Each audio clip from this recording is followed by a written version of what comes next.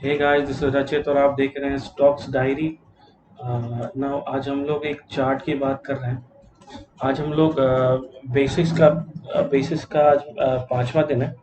Okay, तो आज हम लोग डिस्कस करेंगे सपोर्ट एंड रेजिस्टेंस के बारे में कि ये सपोर्ट एंड रेजिस्टेंस क्या होता है और बेसिक ट्रेंड लाइन क्या होता है। ठीक है, तो ये बहुत ही इम्पोर्टेंट टॉपिक है क्योंकि जो टेक्निकल एनालिस्ट होते हैं, जो टेक्निकल एनालिसिस चार्ट का करते हैं या कोई किसी भी स्टॉक का करते हैं, तो वो वो हमेशा एक टॉपिक को मतलब टॉपिक को बार बार वो दोहराते हैं। वो है कि सपोर्ट और रेजिस्टेंस के बारे में। ठीक है, तो ये सपोर्ट एंड रेजिस्टेंस होता क्या है? तो सपोर्ट एंड रेजिस्टेंस एक वैसा इमेजिनरी प्राइस है। ठीक है, वैसा इमेजिनरी लाइन है या प्राइस लाइन है। ठीक है, जिसको स्टॉक या प्राइस जो है, स्टॉक का जो प्राइस है वो क्रॉस नहीं कर पाता। ठीक है, सपोर्ट एंड रेजिस्टेंस वैसा लाइन है या वाई वैसा प्राइस लेवल है किसी भी चार्ट में, किसी भी स्टॉक में, जिसको जो हमारा प्राइस एक्शन है, जो हमारा चार्ट है, जो हमारा ट्रेंड है, वो उसको क्रॉस नहीं कर पाता है। ठीक है, उसे हम लोग कहते हैं सपोर्ट या रेजिस्टेंस। ठीक, तो सपोर्ट एंड रेजिस्टेंस को समझने के लिए तुम इस तरह से समझ सकते हो। देखो, छोटा करके थोड़ा दिखाता हूँ। हाँ, मान लो कि अ, ये हमारा प्राइस है। ठीक है, कोई एक स्टॉक है। ठीक है, जिसका जिसका कंटिन्यूअसली इंक्रीजिंग प्राइस है, मतलब अप ट्रेंड में ये चल रहा है। अब होता क्या है कि एक प्राइस लेवल पे आके, कोई भी प्राइस लेवल हो सकता है 50 रुपये हो, तो 50 रुपये पे आके वो क्या होता है, उसको वो क्रॉस नहीं कर पाता है और वो वहां से रिटर्न कर जाता है। तो उसे हम कहते हैं रेजिस्टेंस। ठीक है, ये हमारा रेजिस्टेंस हो जाता है। फिर ये नीचे आता है, नीचे आता है और एक प्राइस जो कि हो सकता है 15 रुपये हो, वहां पर आके वो सपोर्ट ले लेता है और फिर वहां से वो रिटर्न कर जाता है। तो ये जो प्राइस है, जहाँ पे वो नीचे आके सपोर्ट ले रहा है या ऊपर आके रेजिस्टेंस ले रहा है, इसे इसे ही हम लोग किसी भी स्टॉक का सपोर्ट एंड रेजिस्टेंस लेवल कहते हैं। ठीक है, और जब भी ये support and resistance level break करता है, तो क्या होता है कि स्टॉक जो है हैवी वॉल्यूम के साथ ब्रेक करता है। समझ में आया? तो हमारे जो स्विंग ट्रेडर होते हैं, कभी कभी जो हमारे स्विंग ट्रेडर होते हैं, वो क्या करते हैं कि इस प्राइस लेवल को एनालाइज कर लेते हैं। इस प्राइस लेवल को वो फाइंड आउट करते हैं मंथली चार्ट पे या वीकली चार्ट पे या डेली चार्ट पे या अर्ली चार्ट पे। ठीक है, इसे इस लेवल को वो फाइंड करते हैं और इसी लेवल पे वो ट्रेडिंग करते हैं। कि जैसे मान लो वो स्टॉक जो है इस प्राइस पे आया। ठीक है, अब प्राइस को वो क्रॉस नहीं कर पा रहा है जबकि वो रिटर्न कर रहा है, तो यहाँ पे वो शॉर्ट करते हैं। ठीक है, और शॉर्ट करने के बाद यहाँ पर इसको वापस बाई कर लेते हैं। ठीक है, तो जो जो जो डिफरेंस हुआ उनका प्रॉफिट हो जाता है। या मान लो जो स्टॉक नीचे आके इस लेवल पे वो सपोर्ट ले रहा है, 15 रुपए के लेवल पे ये सपोर्ट ले रहा है, तो क्या होता है कि वो 15 रुपए के लेवल पे वो आता है और जैसे वो वहां से रिटर्न करता है तो उस स्टॉक को वो बाय करते हैं, तब तक बाय करते हैं, तब तक उसको होल्ड करते हैं जब तक कि वो रेजिस्टेंस लेवल पे पहुंच ना जाए। ठीक है, तो ये हमारा सपोर्ट एंड रेजिस्टेंस होता है। तो लाइव मार्केट में अगर सपोर्ट एंड रेजिस्टेंस तुम्हें देखना है, तो यहाँ पर तुम देख सकते हो। ये जो हमारा लेवल है, देखो एक लाइन ड्रॉ करके दिखाता हूँ। ये हमारा फिलहाल वीकली चार्ट है और वीकली चार्ट में ये जो हमारा लेवल है 42 रुपीज़ का, जो 42 रुपीज़ 85 पैसे का जो लेवल है, उसमें तुम देखो तो स्टॉक हमारा यहाँ आया। पहले तो देखो यहाँ पर रेजिस्टेंस ले रहा था ये स्टॉक, यहाँ पे यहाँ रेजिस्टेंस लिया, उसके बाद क्रॉस किया। क्रॉस करने के बाद क्रॉस करने के बाद एक पहली बार वो सपोर्ट लिया, फिर ऊपर गया, फिर वो नीचे आके फ्लैट मार्केट में रहा, फिर नीचे आके सपोर्ट लिया, फिर वो फ्लैट रहा, फिर नीचे आके सपोर्ट लिया। देखो, तो बार बार एक दो या तीन बार बार ये इस प्राइस लेवल पे सपोर्ट ले रहा है। ठीक है, तो इसे कहते हैं, मतलब इस लेवल पे आके वो रिटर्न कर रहा है, इसके नीचे नहीं जा पा रहा है, तो इसे कहते हैं हमारा सपोर्ट लेवल।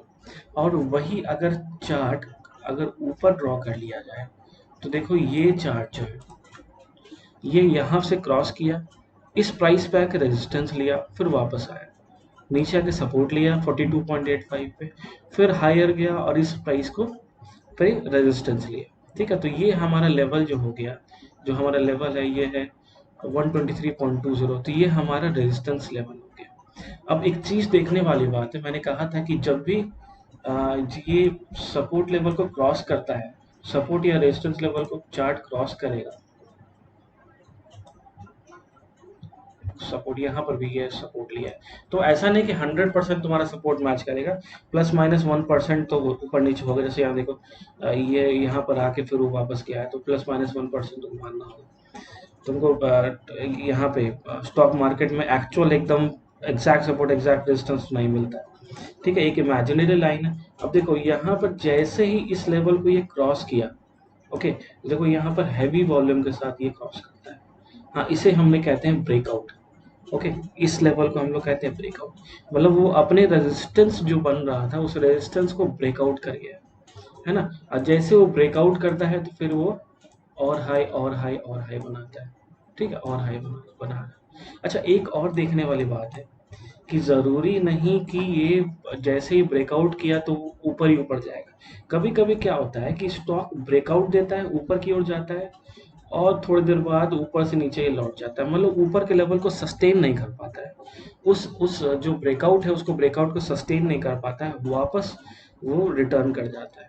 तो ये तुम्हें बस देखने वाली बात है कि वो सस्टेन करना चाहिए, वो स्टॉक सस्टेन करे, ठीक है। जैसे कि यहाँ लेवल देखो, ये जो तुम्हारा लेवल है यहाँ पर हो सकता था कि यहाँ पर ये ब्रेकआउट किया तो वापस यहाँ आ जाता है, तो इसे हम कहते हैं कि वो ब्रेकआउट को सस्टेन नहीं किया। तो सिर्फ हमेशा ब्रेकआउट जो होगा हैवी वॉल्यूम के साथ ब्रेकआउट होता है, मतलब इंक्रीजिंग वॉल्यूम के साथ हमेशा ब्रेकआउट होता है, ठीक है। तो ये हमारा सपोर्ट एंड रेजिस्टेंस लेवल हो गया। तो जरूरी नहीं कि सपोर्ट एंड रेजिस्टेंस जो है वो एक हॉरिजॉन्टल या हॉरिजॉन्टल स्ट्रेट लाइन ही, हॉरिजॉन्टल लाइन ही हो।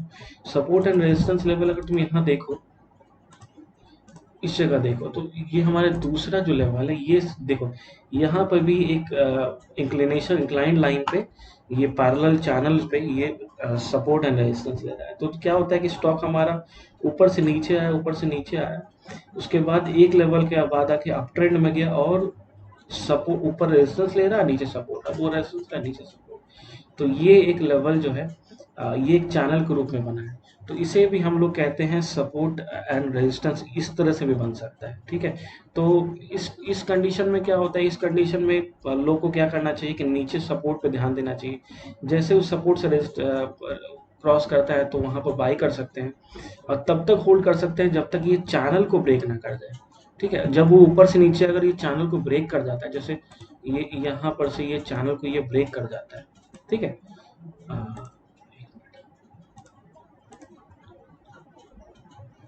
देखो यहाँ पर से मान लो इस चैनल को ये ब्रेक कर जाता है, तो यहाँ पर तुम उसको वापस सेल कर दो, अपने स्टॉक को सेल कर दो। या मान लो ये चैनल को ब्रेक नहीं करता है, फर्दर और मूव कर रहा है, तो तुम उसे होल्ड कर सकते हो। तो ये इस तरह से भी सपोर्ट एंड रेजिस्टेंस बनता है। तो सपोर्ट एंड रेजिस्टेंस का जो बनाने का टाइम लाइन है, सबसे पहले मंथली चार्ट पे सपोर्ट एंड रेजिस्टेंस बनाना चाहिए, ठीक है, क्योंकि सपोर्ट एंड रेजिस्टेंस ज़्यादा इफेक्टिव रहता है या ज़्यादा एफिशिएंट तब रहता है वो जब ज़्यादा बड़े टाइमलाइन पे बनाया जाए। जितना बड़ा टाइमलाइन होगा उतना अच्छा सपोर्ट या रेजिस्टेंस होगा, जितना छोटा टाइमलाइन होगा उतना सपोर्ट एंड रेजिस्टेंस जल्दी ब्रेक होने का संभावना होता है। मान लो देखो ये सपोर्ट है, यहाँ पर ये दो पॉइंट पे रेजिस्टेंस ले रहा था, तो अब इस जगह जो ब्रेकआउट, क्योंकि मंथली रेजिस्टेंस है ना, मंथली रेजिस्टेंस है, तो इस पॉइंट पर जब भी ब्रेकआउट होगा तो हैवी हैवी वॉल्यूम के साथ ब्रेकआउट हो। वही अगर हम डेली चार्ट की बात करें, और डेली चार्ट में हो सकता है और छोटे छोटे जगह पे सपोर्ट एंड रेजिस्टेंस बन रहा हो, जैसे तुम देखो, तो ये stock actually as an example है, तो ये ऐसा मत कंसिडर कर लेना कि ये स्टॉक बाय और सेल कॉल के लिए, ठीक है। तो ये एज एग्जांपल मैं बस ले रहा हूँ। अब देखो ये देखो, चलो इस दूसरा वाला जो हम पैरेलल अपने लोग बनाए थे उसकी बात कर लेते हैं। तो चलो एक लाइन बनाते हैं, पैरेलल चैनल की तरफ बनाते हैं। ये देखो, ये देखो यहाँ पर आके वो रेजिस्टेंस ले रहा था, और यहाँ पर आके देखो सपोर्ट ले रहा था, ठीक है। तो इस तरह से भी देख सकते हैं, है ना। अब देखो ये डाउन ट्रेंड में था, ऊपर आके इस प्राइस लेवल पे हमेशा सब रेजिस्टेंस ले रहा है, फिर नीचे आ रहा है, रेजिस्टेंस ले रहा है, फिर नीचे सपोर्ट लिया, फिर ऊपर गया, तो इस प्राइस एक्शन पे लिया। और अपने लोग कैसे पता लगाएंगे कि ये जो हमारा ट्रेंड है वो कंप्लीट हो गया, इस फर्दर एक्सटेंड कर दो, फर्दर एक्सटेंड कर दो। अब देखो ये चैनल को ऊपर की जो यहाँ से ब्रेकआउट किया है, ठीक है, यहाँ जैसे ये ब्रेकआउट किया तो अब हम समझ सकते हैं कि अब ये जो डाउन ट्रेंड था वो खत्म हो गया है।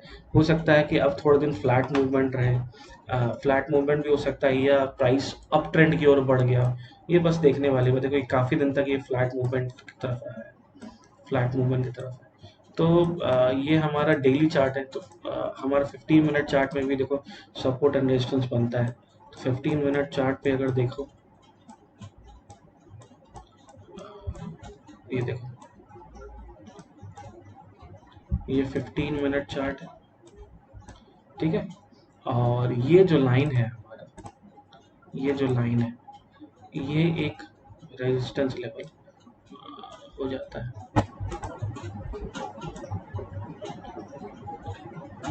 थोड़ा बहुत ऊपर नीचे होगा, तो क्योंकि एक्चुअल कंडीशन में एकदम परफेक्ट आइडियल कंडीशन नहीं मिलता है, ठीक है।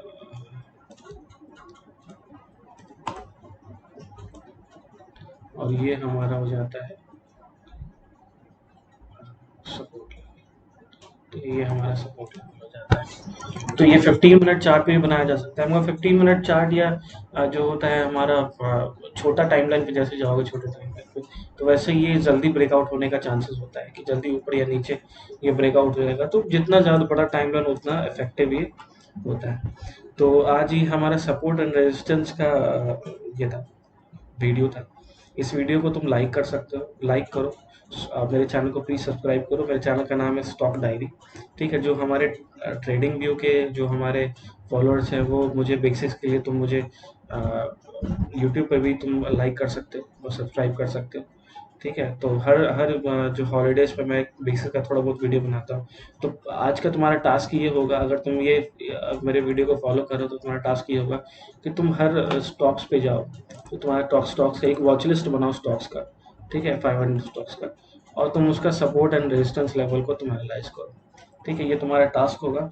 और कुछ भी बाई सेल करते हो तो उसमें तुम्हारा एनालिसिस होना ज़रूरी है। अगर तुम एनालिसिस नहीं करते हो, अगर तुमको स्टॉक मार्केट के बारे में कुछ पता नहीं है, तो मेरा मानना है कि तुम इन्वेस्ट ना ही करो, क्योंकि ये अगर तुम्हें कुछ नहीं पता तो ये एक जुए की तरह है, ठीक है। अब जुआ खेलना बहुत बुरी बात है, ठीक है। अगर तुम किसी चीज़ के बारे में जानते हो, अगर तुम उसके बारे में नॉलेज रखते हो, तो ये जुआ नहीं होता, ये एक्चुअली एक तुम्हारा नॉलेज है जिसके थ्रू तुम अर्न कर रहे हो, ठीक है।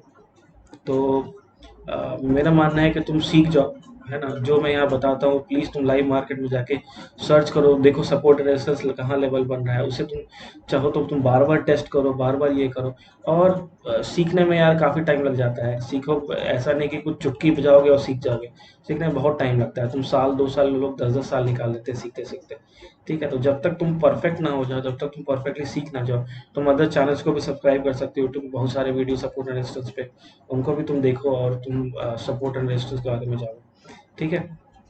और ये जो स्टॉक था ये एक्चुअली डेमो स्टॉक की तरह मैं यूज़ कर रहा हूँ। मैं अपना बस कॉन्सेप्ट को एक्सप्लेन करने के लिए स्टॉक यूज़ किया था। यहाँ पर इसका मतलब कोई कॉल वॉल ये नहीं था, ठीक है। That's all. Thank you very much.